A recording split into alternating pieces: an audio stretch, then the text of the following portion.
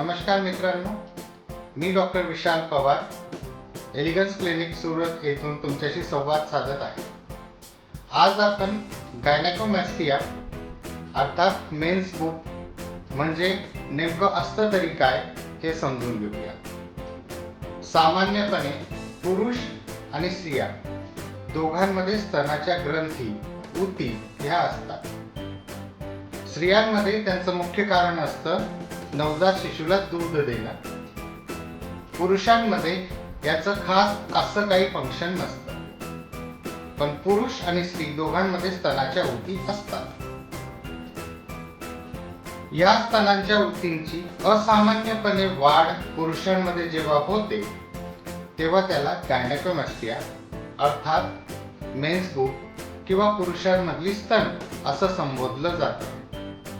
गायनेकोमॅस्टियाबद्दल तुम्हाला कुठल्याही प्रकारची शंका असेल किंवा कुठल्याही प्रकारचं डिस्कशन करायचं असेल, सकाळी 8 वाजेपासून रात्री 8 वाजेपर्यंत आमच्या क्लिनिकच्या नंबरवरती कॉल करून तुम्ही विचारू शकता.